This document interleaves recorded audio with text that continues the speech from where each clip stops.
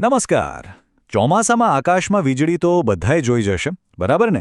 આ એક એવી ઘટના છે જે જેટલી સુંદર છે એટલી જ ડરાવણી પણ. પણ ક્યારે એવો વિચાર આવ્યો છે કે આખરે આ વીજળી છે શું? ચાલો આજે આ જ સવાલનો જવાબ શોધીએ.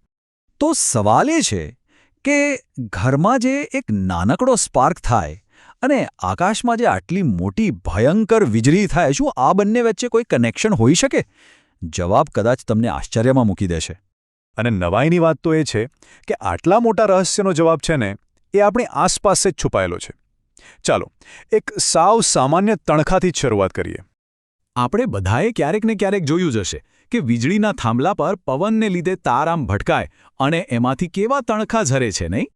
અરે ખાલી થાંભલા પર જ નહીં, ઘરમાં પણ કોઈ સોકેટમાં પ્લગ જરા ઢીલો હોય તો ત્યાં પણ આવો સ્પાર્ક જોવા મળે છે. આ બંને ઉદાહરણો એ આપણને એક જ દિશામાં લઈ જાય છે, ઇલેક્ટ્રિક કરંટ તરફ. તો આ બધાનો મતલબ શું થયો? એ જ કે આકાશમાં જે ભયંકર વીજળી થાય છે ને એ બીજું કંઈ નથી, પણ આપણે જે નાના તણખાની વાત કરી, બસ એનું જ એક મહાકાય એકદમ વિરાટ સ્વરૂપ છે. વિચાર તો કરો, જે નિયમ એક નાના સોકેટમાં કામ કરે છે એ જ આખા આકાશ પર રાજ કરે છે. સારું, અત્યારે તો આપણને આ બધું ખબર છે, પણ જરા વિચારો, એ સમય વિશે જ્યારે વિજ્ઞાન આટલું આગળ નહોતું વધ્યું ત્યારે લોકો આ વીજળીને શું સમજતા હશે?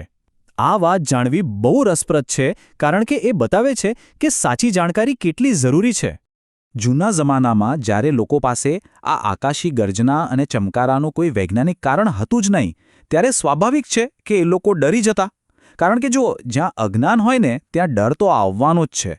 અને આ જ ડરને કારણે એ લોકો શું માનતા ખબર છે કે આ તો કોઈ ભગવાનનો ગુસ્સો છે, કોઈ દેવતાનો પ્રકોપ છે. અને સદીઓ સુધી લોકો આ જ માનતા રહ્યા, કારણ કે એમની પાસે આનાથી સારો કોઈ જવાબ જ નહોતો. અહીંયા જુઓ, આ તફાવત કેટલો મોટો છે. એક બાજુ ઈશ્વરના પ્રકોપનો ડર અને અજ્ઞાન, અને બીજી બાજુ વૈજ્ઞાનિક કારણ અને સમજ. આખી વિચારસરણી જ બદલાઈ ગઈ. આ ડરથી સાવચેતી સુધીની સફર છે જે જ્ઞાને કરાવી. તો સવાલ એ થાય કે આખરે આ વૈજ્ઞાનિક કારણ છે શું? વાદળોમાં એવું તે શું થાય છે કે આટલો મોટો, આટલો જબરજસ્ત તણખો પેદા થાય? ચાલો હવે એની પાછળનું વિજ્ઞાન સમજીએ.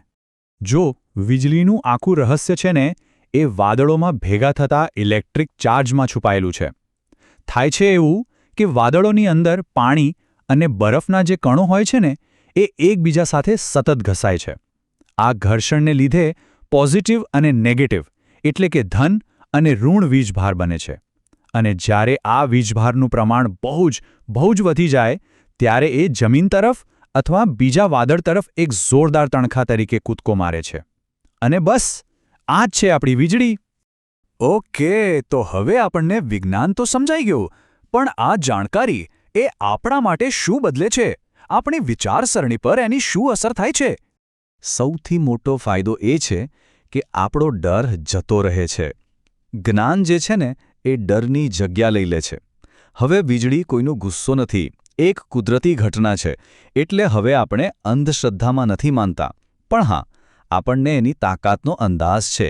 એટલે જ આપણે ડરવાને બદલે સાવચેતી રાખીએ છીએ. અને છેલ્લે બસ એક વિચાર.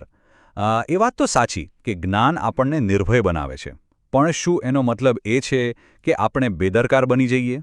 કદાચ નહીં. સાચી સમજ એ જ છે જે આપણને ડર અને બેદરકારીની વચ્ચેનો રસ્તો બતાવે. આ જ વિચાર સાથે આજે અહીં અડકીએ છીએ.